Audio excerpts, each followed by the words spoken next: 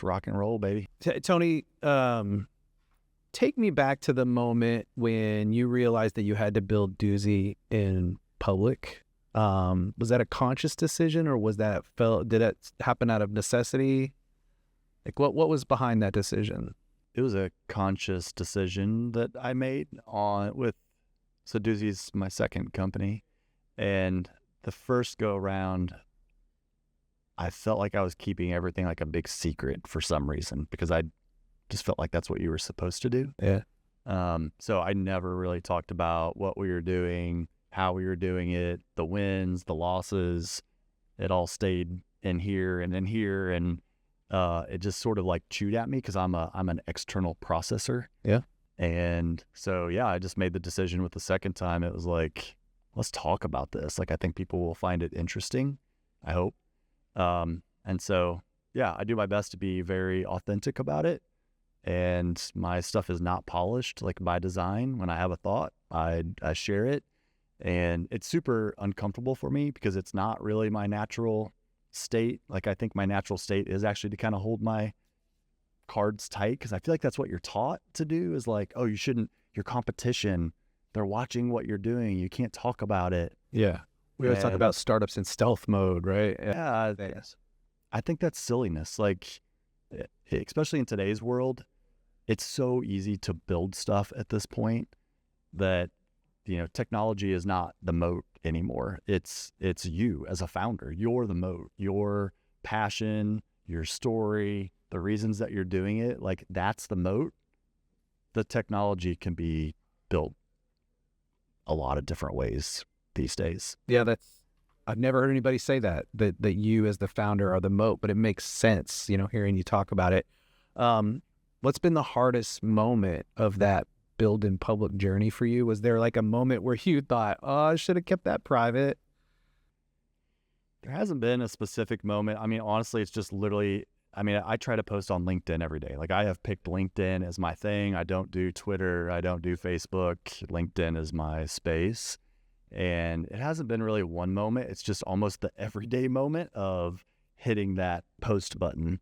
I don't actually know what the button says. I probably should know that, given I hit it every day, but whatever that actual button is. The little blue arrow button. Yeah, exactly. The thing that makes it go live. Yeah.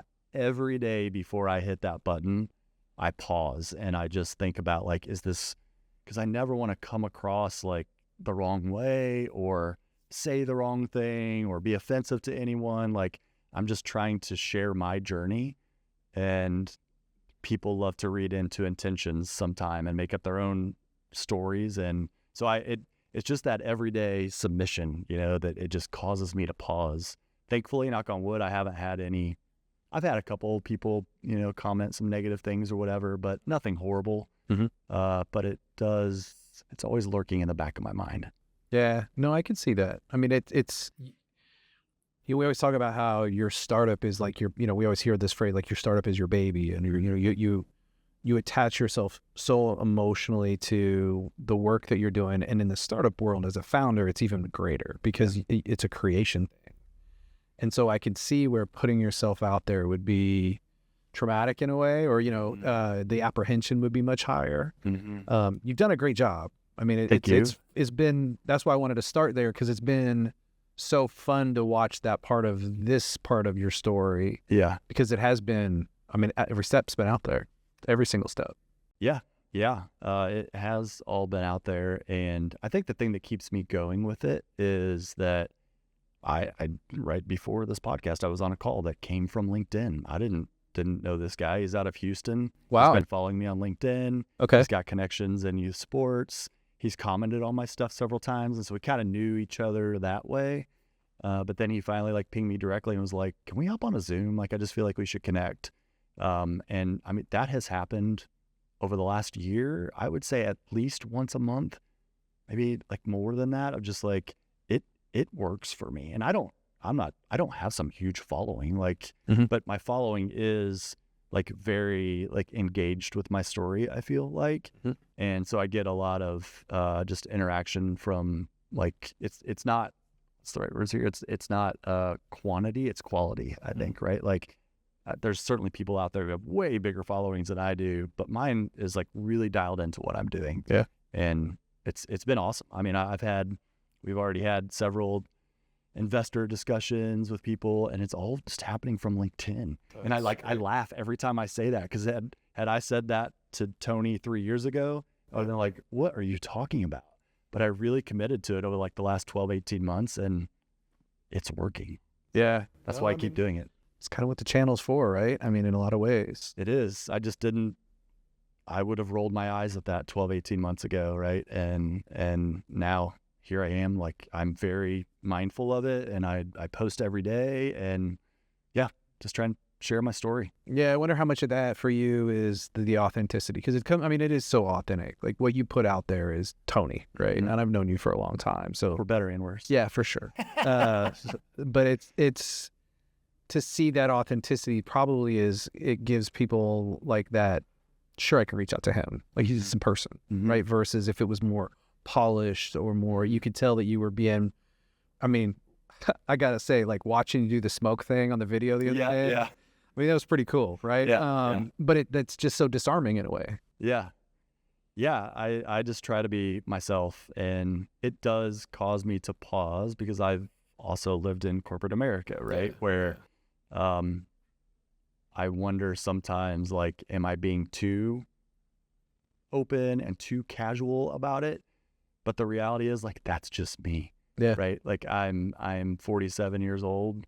I'm super comfortable in my skin at this point, and I just want to share my story through my lens, and I hope it resonates, and I hope I come across.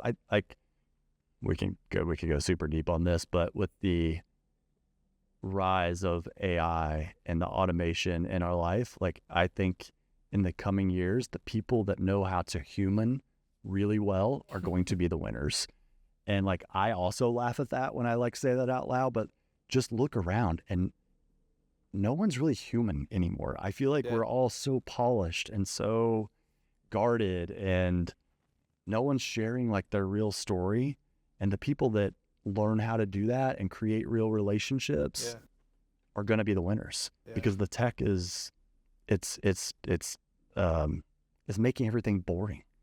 Right. And like, AI doesn't have stories to tell. Yeah. I have stories. I got lots of stories to tell. Yeah, that's what they say. Like, one of the two things that it just can never do is lived experience. That's right. Yeah, exactly. And so that's just what I'm trying to do, is just be human. Yeah, I laugh more out of realization of the truthfulness of your statement versus thinking it's funny. I mean, it's no. I know. It is at the root of the difference between us and it, right? At this point in time, is that human connection, that human factor piece, and it's fascinating to watch you do it. So, I'm a founder. Yep. I'm interested in building public. Give me like a 3-step starting point. Like, what are the first 3 things I should be thinking about to do something similar to what you've done? Like, how would you package this up for someone else? Mm-hmm. I think for me, it's been fairly straightforward, because I'm like what I call like a very practical founder. Mm-hmm. I'm not trying to build the next Facebook. I'm not trying to build the next Instagram. Both of my companies have been like practical problems that I had in my life, right? And so in this case with Duesy, I've got a 12-year-old son. He's all things sports all the time. We're on a competitive baseball, basketball, soccer team. We live at the sports facilities and the courts and the fields.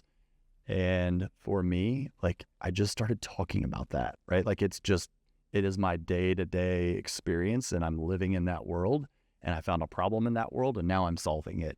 And so, yeah, I think for me, like, building in public, it's like, look, this isn't something like I dreamed up in a boardroom or had some massive like aha moment. It was just more of this is my life, so I talk about it. And that has made it really like natural for me to be able to do it, because I'm living it.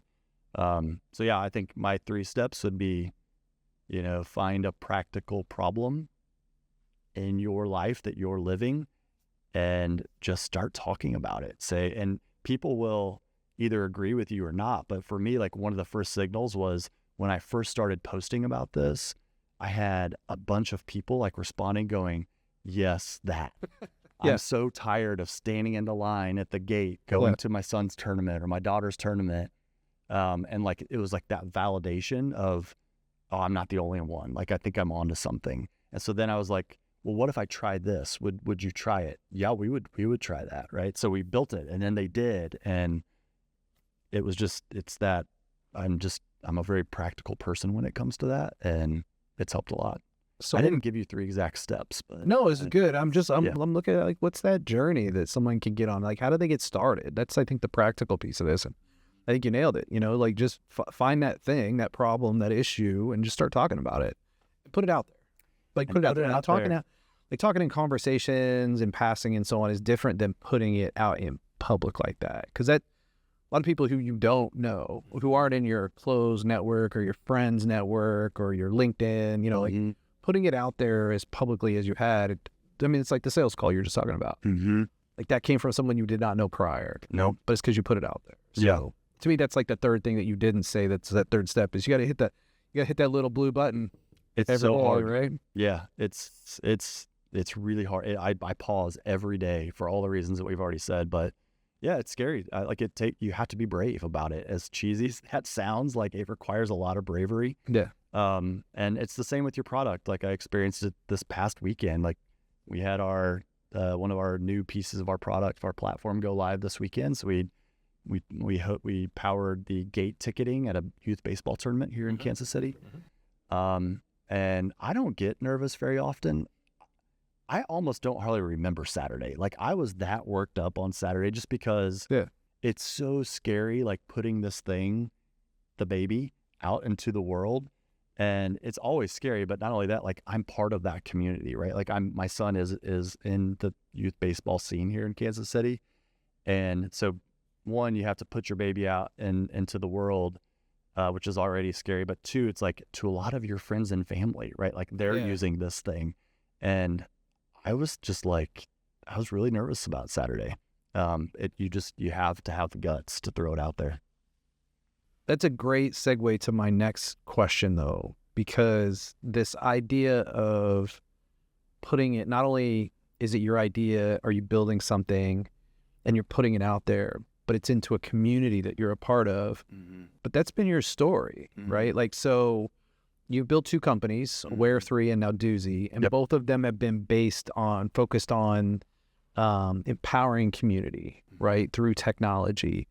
Can you pinpoint the moment where you, like, this is the problem I need to solve? And what was that moment like? With Duesy, or just in general? With Duesy. Yeah. Yeah, it's, I don't know that I have like a specific moment, but it was just more of I saw specifically in baseball, like, we're a big baseball family. So I saw my son's coach, Vinny, who's an amazing baseball coach. Like, I love this kid. Yeah. And my son loves him as a coach. Yeah. Like, he's just a great guy, an amazing coach. But I saw him having to have, like, super awkward conversations with parents because they forgot to make a payment, right? Or they forgot to reimburse him for the tournament. And that is literally the last thing Vinny wants to do. Right, because he's coach. Vinny just wants to be a coach, man, and he's great at it. And so I think my heart, like, started hurting for him because he's spending his time having these super awkward conversations that no one wants to have. And I was like, I know something about this. I know software. I know payments. Like, I can solve this. So I went to the guys that own the club that he works for, and I was like, hey, here's what I'm seeing. And they're like, yeah, this is a problem. Let's do something about it. So we did. So the spaces that you're in, like, so the spaces you're talking about, like this aspect of community and solving problems for community, because it's twice now that you've done this, and payments. Yeah. Like, I know there was a realization for you, and I don't remember exactly when it was, but I kind of remember the timing generally of realizing you're a payments company, right? Like, versus a communications platform or a community platform or something like that. Oh my gosh, I'm in payments. Yeah. This problem that you're solving with Duesy is a big problem. Payments in sports is a huge issue. How big is it? And if it's so big, why hasn't anybody solved it yet? Yeah, it's big. So the youth sports market today is around 50 billion, and they're saying it's going to at least double in the next 5 years. There is a mass movement, and I get really passionate about this, about getting people back to real life experiences. Yeah. I think we're all so burned out on the technology side of things that I think we're about to see a mass movement from online social and those things back to real life things, and youth sports. It's exploding. Yeah. For that reasons. Also, it's interesting. Like, I think growing up, like our communities for me as a kid was like my Boy Scout troop and the church that we went to. And a lot of those things have suffered over the past few years, but I think it is in some ways not being replaced. But I think youth sports in my house is sort of our community, right? Like, again, for better and worse, that's where we spend our weekends, is at the baseball field with those families. Those families are some of my best friends right now. Right. We hang together during the games and after the games. And so youth sports to me is, yes, of course, there's the sports side of it. I love that side of it, the competitive side. I love the off the field stuff that it's teaching my son, and I've seen firsthand what it's done for him and his friends, and I'm a huge believer in that. But there's this third thing, which is the community it creates for my wife and I. That is our friend group, because we spend so much time with them, and I'm a huge fan of it. So yeah, so youth sports is exploding, 50 billion today. It's supposed to more than double in the next 5 years, and there's a big opportunity there. There are other players in the space that are doing payments with youth sports. Yep. Payments for many of those platforms were an afterthought, and they're kind of buried into these big bloated legacy systems. And it's, simple things like, as a parent, if I need to update my credit card because I got a new credit card, I have to find the system. I have to remember my username and password. I have to get to the URL. Like, it's just not easy for me. We've focused on simplicity. Everything we do is through text. There's no app to download. There's no username and password. Your phone number is your username and password. And we have just obsessed over simplicity. And that's where we're going to win against some of those legacy platforms. So let's go into that one. We talk about technology making life easier. Fintech in particular. Oftentimes, fintech layers, the technology actually introduces more complexity. Mm-hmm. Access fees, username, like username, password, login, accessibility just in general to the tech that those things sit on sometimes. Mm-hmm. What's something about fintech specifically that frustrates you? Even as someone who's building in that space. Yeah, it's still crazy, the hidden complexities that are there, like around fees, right? It's like, because it's 2025, why can we just not be completely transparent about what this looks like? Mm-hmm. And so, yeah, it's a lot of those hidden complexities, though it has taken massive steps forward. And just we started in 2013, our first company, the 12 years since I started my first company, what the fintech stack looks like today versus what it looked like 12 years ago, it has taken massive steps forward. Is it perfect? Far from it. But it is very interesting to see just how different it is in a relatively short amount of time. 12 years is, 10 years is not all that long. So it's going in the right direction, but it needs to be simplified further, both from a tech perspective and a business perspective. You think that's been companies like yours building on top of it that has forced some of those changes? You think it has been consumer pressure? Because it feels like that would be the lesser of the influences on some of these changes that you're talking about. What do you think has driven some of these, transformative changes in how the fintech stack is? I think it's a little bit of all of it. I think consumers are just kind of demanding more convenience as 10 years ago, when we built our first company, like, we wanted everything to be mobile led, but we couldn't do it yet because you still sort of had like my parents' generation who just weren't there yet. Right. Or my grandparents' generation, they weren't there at all. So you couldn't go all the way in mobile as far as we wanted to go.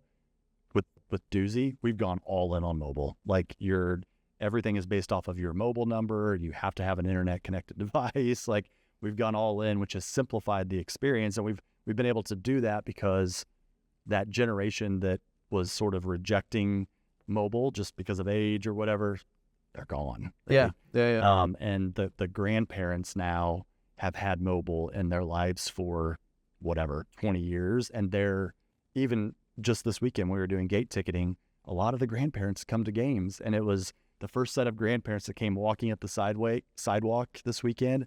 I was just kind of like, oh boy, here we go. This is going to be the real test. We're going to see. Nope. Grandma pulls out her phone. She had already pre-purchased her ticket. She's got it on there. It gets scanned, and then she goes, right? And 10 years ago, we would have never been able to do that because that grandma would have just not done that, right? Now, you did mention that you had one flip phone. We did have one flip phone. Yeah. Yeah. In fact, a lot of the gate agents are high school kids, and which is fun because they bring just so much energy to it. And we were kind of worried about training them.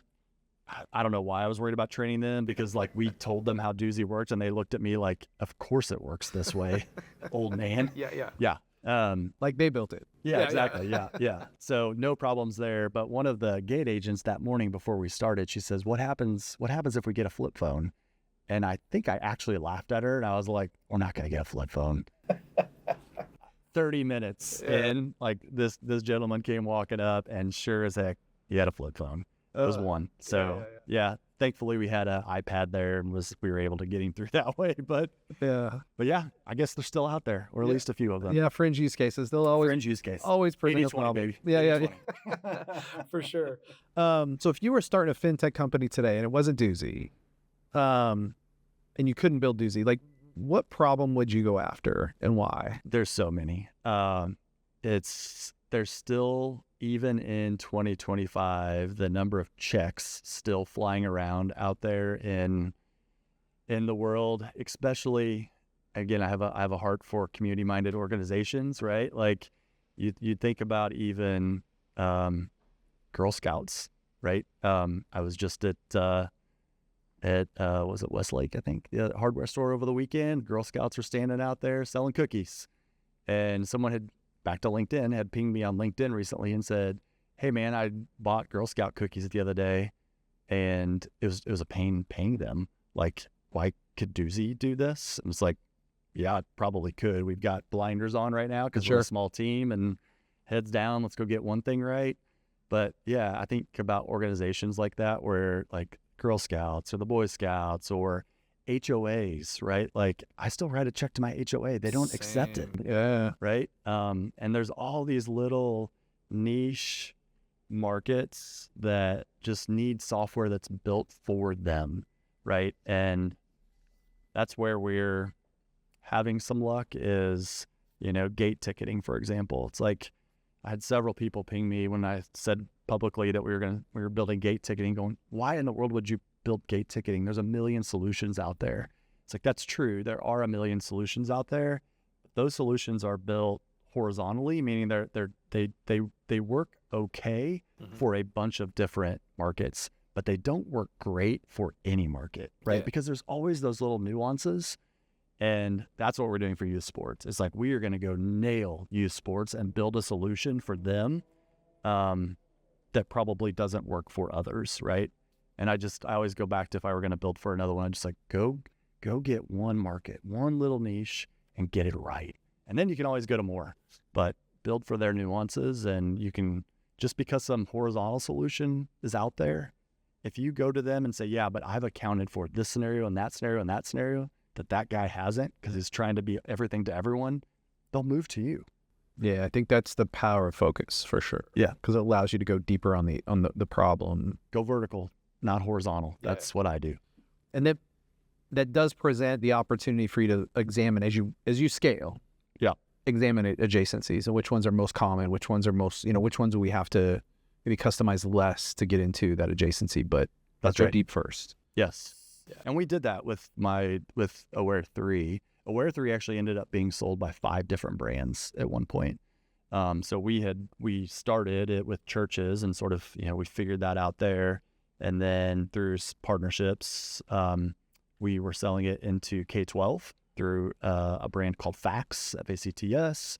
We were selling it into nonprofits through a brand called Nelnet. And so we had one technology stack, and we kind of figured out which markets that technology stack would work. And then we just layered on at 1.5 different brands, selling it into 5 different markets. Yeah. And that's always been like my dream, right? It's like I want to build once and sell many. Right. And actually, the first time I ever heard of that strategy was through Pipeline. I can't remember the guy's name. We were down in Austin, and there was a guy that was he printed banners. And he had, I forget the exact number, but something like 6 different companies selling the same banners. And his whole strategy was he had one brand that was like the low end, like the people that were just cost, right? Like, I just want the cheapest banner. And then he had another brand that was like the high end banner. They were all selling the same thing. Yeah. Right. But it's just different faces to the company. Yep. And he had several of those going and was just killing it. And so build once, sell many is like what I love to do. Yeah, no, that's, I mean, as a channel strategy, that's the ideal, right? Is that you're not having to change much, but your channel partner's represented in a completely different way to a completely different customer or for a completely different value proposition. That's right. Yeah. What is, so you've mentioned Aware3 a couple times, it's come up. What has been the biggest difference in what you're doing with Duesy that you have taken away from your time building and managing and selling Aware3? Like, what's the biggest thing that you think you're doing differently because of that experience? Oh, I got lots of answers to that. What's the best one? Give me a couple. I mean, you don't yeah.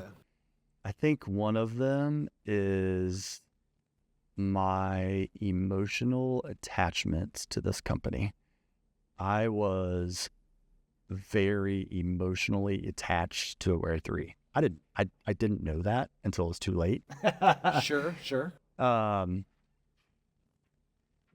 when I left there, it was really hard on me. Like, we've had some long conversations over this, right? And so with this company, I'm emotionally attached to it, right? Like, it is my baby, but I am going into this with my eyes wide open, knowing that at some point I will probably hand this baby off, right? And that's okay, right? But I'm very intentional about that this time. And it wasn't that I wasn't intentional about it the first time. It's just I didn't even know. I did, that thought never crossed my mind because I didn't even know that was a possibility, really, right? Like, I never thought about what happens if we build this thing and someone wants it. What happens if it works? I'm not there, and it works. And like, I just never was. In hindsight, it was so dumb and naive of me, but I didn't grow up in this, right? Like, I always say, I mean, my dad's an electrician, right? And my mom worked at the school district. And so I just didn't grow up in this environment, and I just never gave it any thought. And I'm going into this one much more mindful of that, of like, you should be prepared at some point. In fact, it's a really good thing if at some point you get to hand this to someone else for them to take it to the next level, right? Like, my goal is to get it here, and then my goal is to hand it to someone else to let them take it to there. Would you say you understand the necessity or the goodness of that now because you've been through it once? Like there was maybe a reluctance to do that with Aware3 because you were so emotionally attached to the company. And then now you understand, like, that's kind of the goal. And so I'm kind of like working towards that moment, but I'm going to enjoy that moment differently, or I'm going to experience that moment differently. Yeah. It's certainly a piece of it, of just like enjoying the journey, right? Of like not operating out of fear, because I did do that a fair amount with the first company of just like, I just knew there was so much that I didn't know. And so you're making decisions on fear, which is not what I want to do with this one. I want to make decisions out of creating a bigger impact and like just being smarter about it this time. So, yeah. Tony, we have a lot of conversations about founder profiles, or, we do a lot of work with universities, and we have, students who are now getting degrees in entrepreneurship or minor concentrations in entrepreneurship, or there's all these entrepreneurial programs, and we talk about young founders. Most of the founders I've seen that are more successful have maybe been, this is a second or a third chapter or stage of their career. Mm-hmm. It's not like they came out of school and went straight into a startup. Mm-hmm. You spent time at Accenture before you jumped into the Aware3 experience. What do you think that corporate experience, that corporate background, what did that do for you? The pluses and minuses, I guess. Like, what did you have to where did it benefit you, and what did you have to untrain yourself to be an entrepreneur? Like, unlearn, if you will, about that. Anytime someone asks me like, what should my kid be thinking about as a first job or whatever, Accenture is the first thing that comes out of my mouth. Not a founder? Yeah. For me, again, it's always every situation is different. For me, if I would have gone from college right into being a founder, I would have failed 100% guaranteed. For me, it's not for everyone. I'm certain there wouldn't be the case for some people, but for me, it wouldn't have worked. There were so many things I just didn't know. And it's not that Accenture didn't necessarily teach me how to be an entrepreneur. Probably did a little bit. But it did teach me how to learn, right? And how to be thrown into an environment that you don't know anybody, you don't know anything about what's going on, and you're just expected to figure it out, right? And it did train me for that, because that is ultimately kind of what entrepreneurship is, right? It's just, you just have to figure it out. And so, yeah, anytime someone, parent or someone asks me, I was like, if you get a chance to go into consulting, go do that. Because for 13 years, I hopped on a plane Monday morning and I came back Thursday night. I worked in a lot of the major cities across the US. I got to work in South Korea. Like, you just see things that I would have never seen in a million years. And it trained me for being comfortable with being uncomfortable. Yeah. Right. And that is entrepreneurship. It's just constant uncomfort, and you have to become comfortable with it. Or else it won't work for you. So yeah, for me, being in that corporate environment, and Accenture is a bit of a unique beast. It's not like I didn't go to the same cubicle Monday through Friday, right, every day for the same company. Accenture is a bit unique from that perspective, but I'm very thankful that I had those 13 years. It groomed me and taught me how to be an entrepreneur indirectly. Yeah. And I wouldn't be sitting here otherwise. Yeah, no, that's a great point. I'm a fan of go get business experience before you try to do your own thing. And I think part of why I say that is less, I think, what you described in the consulting world, but it's more like you have to understand how business works. Yeah. Because if you come in and you try to do things radically different, sometimes that ecosystem pushes back a little bit, like how business happens, how sales work, how various elements of business work. If you don't have a kind of a core understanding of some of that beyond what they could teach you in a business school. Yeah. In the real world, there's specific protocols or, things you have to be conscious of. Yeah. And learn. I totally agree. I highly recommend it. You learn a lot. And as far as the opposite, though, of some things you have to untrain is, it's just, I think, back to our conversation around just being human, right? Of I go out of my way with my LinkedIn post to be super casual, right? And I say things now that I would have never said in the Accenture world. I would never post that, right? When I was there. And so you have to kind of retrain your brain to be very approachable, because I hope that I am in general. So it's kind of natural for me, but it's beating some of that formality and being more vulnerable about what you do and don't know. That's a really healthy thing to do as an entrepreneur. What's been the biggest personal growth moment for you as a leader as you've led these two companies? The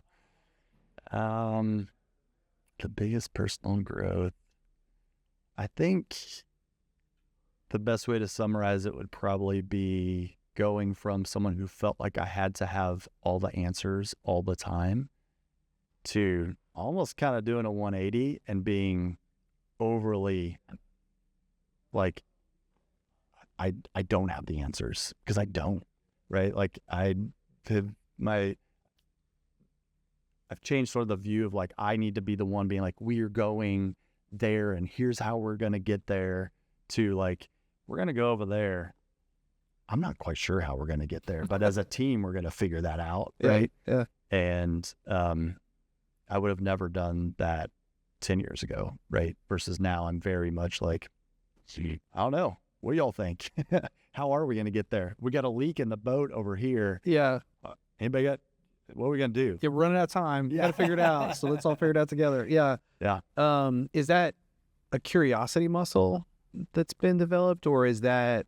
I think it's confidence. Actually, like it sounds like almost counterintuitive, but I think confidence of letting go and letting others fill in those gaps or fill in those steps to that journey is a confidence thing. I think I was maybe insecure the first time and felt like I had to have the answers. Like insecurity was causing me to do that. Yeah. And now I'm just like, I'm so confident in what I do and don't know at this point where I'm like, I'm completely okay. And I have the confidence to say, I don't know, and asking for help. Right. And I would have just, I sucked at that the first time. I felt like I had to always have the answer and I had to have the shield up. And I think it just goes back to the building in public thing too, right? It's like, I had the shield up the first time that I think got a mix of like beat out of me and just, I don't want to be that way. I want to be, I think it's more natural for me to be, more curious and open and all of those words. Right. Yeah. So, yeah. I can honestly say, as someone who's known you through, this journey, I've seen the transformation. Like I sense that it's a different confidence. It's more, I think, authentic confidence than it is. That's a good way to put it. You know what I mean? Like it's just naturally, it's just innate. You can feel it. Yeah. Yeah. I'm not shy. I had a hard conversation with somebody yesterday. Like when I know something, I will let you know that I know. Right. And I'll be very confident about it and I'm not an expert in many things at all, but there is a little window of stuff that like, Sure. I got this. Sure. Please don't. The Royals are going to win again. Tony knows. That's right. I know that. Yeah. Yeah. And then outside of that, I have just really, the guard has come down, I think. And I sometimes will default to my own ways and I try to catch myself like, no, slow down. Let someone else step in here. We don't know what we're doing. It's okay. They do. Let them do their thing. So, so thanks for sharing that. I work at it pretty hard. So, given where you sit today and kind of what we've been talking about, what advice would you give to yourself 10 years ago? Like knowing what you know now about what you've done with Aware 3, what you're doing with Duesy, how you've done things, this confidence, like what's that piece of advice that you would give yourself 10 years ago now? I think it's like to relax, and enjoy it. We had a lot of fun at Aware 3, like a lot of fun. I can tell some really great stories, but I was also, I had my first panic attack at Aware 3, right? I ended up having a couple of them. I'd never experienced that before. It's like, what is this? Yeah. No idea how to deal with this or why this is happening, or until I found myself in the back of a ambulance one night, right? So like full blown panic, like I'd call an ambulance panic attack. Yeah. And we had just had my son, and I'm building a company, and I'd never had that happen before, and ended up on the bathroom floor one night. I can laugh at it now because it's 12 years later, but it wasn't funny at all at the time. Sure. Yeah. So it's, I think it's trusting the process. And I literally just had this conversation with myself this morning because, we're bootstrapping Duesy right now, and it's hard, man. Again, it's been 12 years since I've been in this stage of it. Yep. And I kind of forgot how hard it is. And I'm just in a different place in life, right? And it's really hard. And I had to, like, literally this morning, I was getting ready, kind of looking at myself in the mirror, being like, trust the process, man. There's good things happening. It's never fast. Like I always say, like Tony operates in minutes, not hours, certainly not days. And there's things right now that are taking weeks, and I operate in minutes, right? And that's unhealthy. That gets unhealthy for me at times. It's kind of unhealthy for me here over the past week or so. Sure. And so I'm constantly having to say, Tony, relax. Like, it's okay. Trust the process. But that's really hard to do some days. Do you ever zoom out and look at like blocks of time and to give yourself that perspective? Like, do you ever zoom out and say, all right, let's look at the last 3 months to understand the progress? No, I like that idea. I should do that. I say that because I have had this conversation with someone recently about this very issue where they were saying, look, the work you're doing, like you probably can't see it because you're in it every day. But if you were to step back and ask yourself, if you were to step back and ask yourself, where were you 6 months ago and where are you today? And look at it in that time block, like it's hard to deny that you've made this forward progress. And for me, that just provided this different perspective on the whole thing of it. The word relax is so counterintuitive to what you're doing because you don't have time. Like the minutes are valuable. Especially when you're bootstrapping, or especially when it's just you and Joe right now. Like when it's just the two of you doing this thing, but to be able to step back and say, all right, what's the last 3 months been like? Oh, okay, we did this and this and this, and these conversations. We've got more people who are engaged or whatever it might be. Just gives you a totally different lens, totally different perspective. It's a really good suggestion, and definitely could see the value in it. And when I just sitting here as you were talking through that, it's like when I look back at where we were 3 months ago, we've made huge strides, right? Yeah. Like there's amazing things happening, and there are. But yeah, in the day-to-day battle, sometimes you forget about the war, right? And it's just hard to do. I think it's, I was listening to sports radio the other day and they were talking about, I can't remember who they were talking about, but somebody, one of the athletes that what isn't one of the Royals players, I think they were kind of saying like, he's not the best athlete ever, but his mental game. I think it was Jack. Caudill, right? Yeah. And they were saying someone asked him, what he hopes the coaches leave with this year when they think about him. And he said that I'm mentally ready for the game. I might not be the best athlete that's out there, but like I'm mentally ready for the game. And I was like, oh, that's legit. Like that is entrepreneurship. I think it's like, I'm far from the smartest person. There's people out there that will run circles around me from a just pure like IQ perspective. But like I'm very much in the game, and just from an execution perspective and like, my commitment to it, I don't think can be beat, right? And so it's just all about being the best at like the mental side of it, I think is a key that a lot of people don't think about. Founder is the moat, man. That's going to be my new thing. Founder is the moat. I think about this all the time. And I think a lot of that has to do with this mental state that you're talking about. Yep. You're the engine, so you've got to be on point. Yep. I do find it ironic that someone like Jack is saying those things that he's not. Yeah, because he's an amazing athlete. Yeah. I think it was easy to say when you're, And none of that was a pure quote, so don't. Yeah, that's fair. It was something like that though. Like it was on sports radio. I don't know, but yeah, no, I get it. Something like that. As an early stage entrepreneur, you said something. Like it's been a long time since you've been in this stage. I have a deep admiration for how you handle this stage, because I mentor a lot of startups that struggle with that market validation, customer validation, prototyping.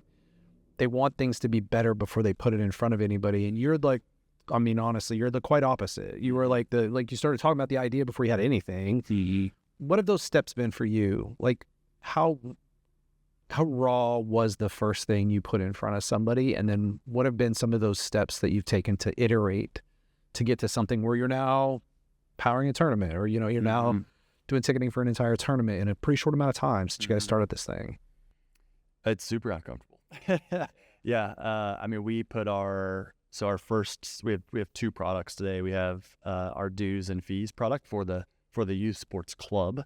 So if your kid plays baseball for our club and you have to make payments to them for tournaments, all those things, we can manage all that. And then we have our tournament product, which is the ticketing for tournaments. So the first one we went out the door with was the dues and fees product for the club.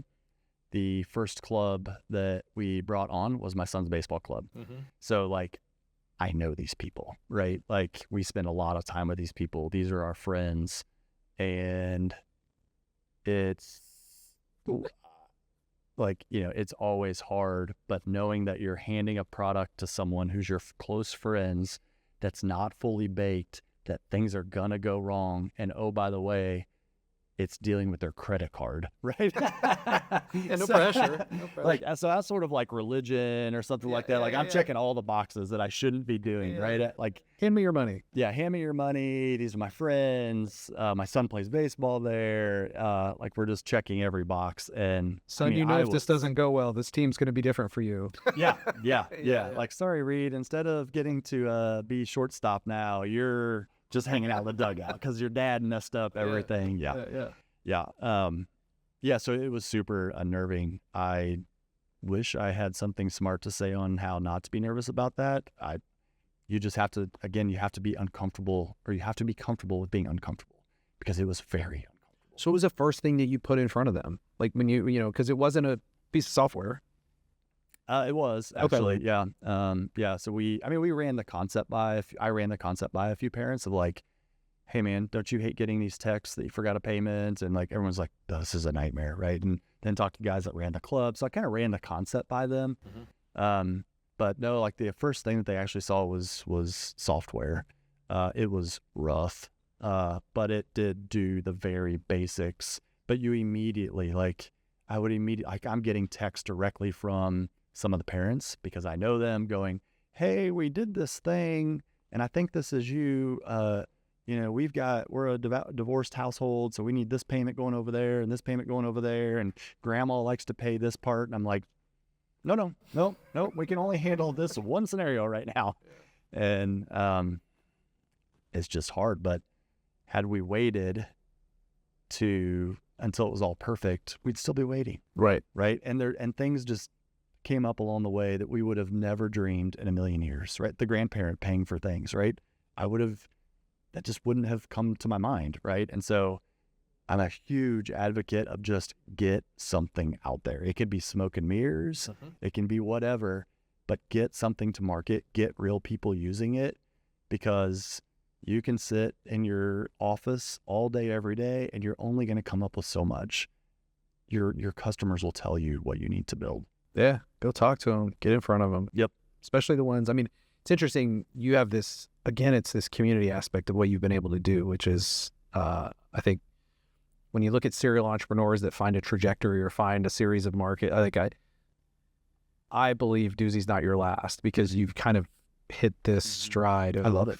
Being able to help communities, and it's fun to watch. But yeah, and I think, can I talk about that for a second? Absolutely. Yeah. So you nailed it. And I didn't know this was my thing, but like now in hindsight, looking back, it's like so obvious. Like I was a latchkey kid, right? Which a lot of people, I know you know what that is, right? But like I had two working parents, and so I would walk home from school every day. My parents weren't there the vast majority of the time. Like my dad worked second shift and my mom was working, and so I spent a lot of time like by myself as an elementary school kid. yeah, Which is funny looking back at that now, but that was just the reality of it. So for me personally, what that meant is I spent a lot of time at Boy Scouts and with my basketball team and at our church doing things. Like my evenings were full of activities with these clubs, because out of necessity, because my parents were working.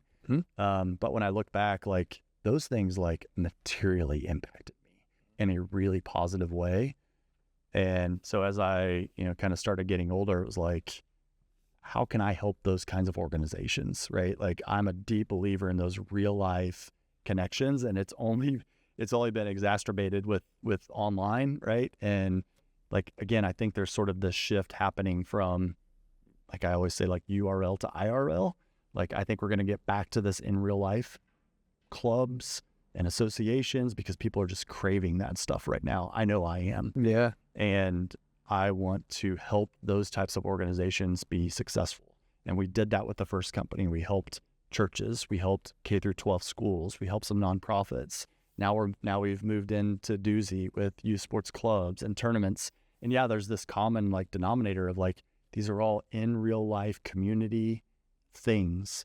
And I look back and I think it's just because those organizations were so important to me as a kid, and it feels good.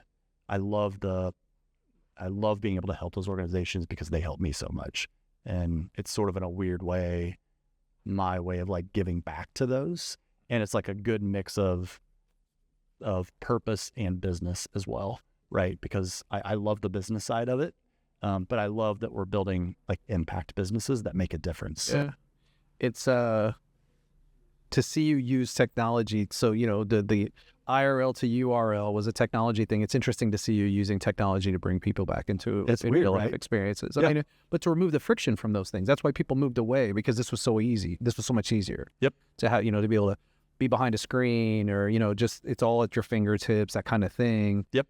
You're removing the friction for people to get back and do the other way. That's fascinating. It's like a lot of the technology in youth sports and other organizations like youth sports, it's like the tech is creating friction. Yeah. Right. It's like, oh my goodness, I've got to download this app. Right. I don't remember what my username and password is. Like it's supposed to be helping, but it's creating friction and frustration. And I think the next phase of where we're headed is the technology will become invisible, right? Like that's the goal. It's like just this stuff the technology should be helping, not adding frustration to it. Like we all want to get back to the baseball game or to the volleyball game or whatever, not be fumbling around with our phone trying to remember our username and password. And so I'm excited to do that. Yeah. All right, I got to ask you, man. I ask everybody. Yep. It doesn't have anything to do with, it doesn't have to have anything to do with Duesy or Where3 or anything like that. But what's the dumbest idea you've ever had that turned out to be genius? Well, I've had a lot of dumb ideas. That's why I put the qualifier on the end. Yeah. Wow, the dumbest idea.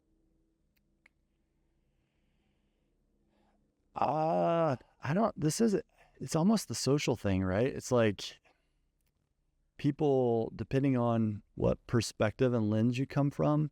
I mean, I've had some of my close friends like pull me aside and be like, should you really be saying those things out loud? Like, aren't you worried about your competition picking up on something or like oversharing or whatever? And like, I've just done a total 180. It's like, yeah, I just want to be me, man. And if you don't like me, that's totally cool. There's plenty of people out there that don't, but turns out a few people that do.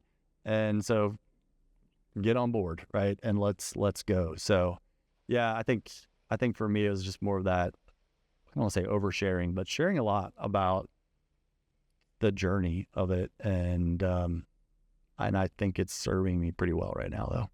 Yeah, I'd say you nailed the answer, man. Cause that is definitely, I wouldn't even put that in the dumb category. I know how it feels to do things like that. I mean, what we do now. Yeah.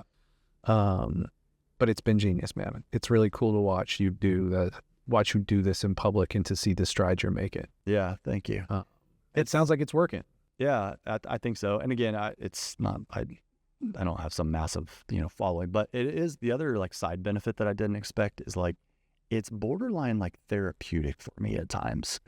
Moving out of the office, like I was a big in-office guy. Yeah. Didn't really know it, but I was. And then, COVID and, leaving Aware3 and, the past 2 years, little over 2 years now, I haven't been in an office. I haven't been around anyone.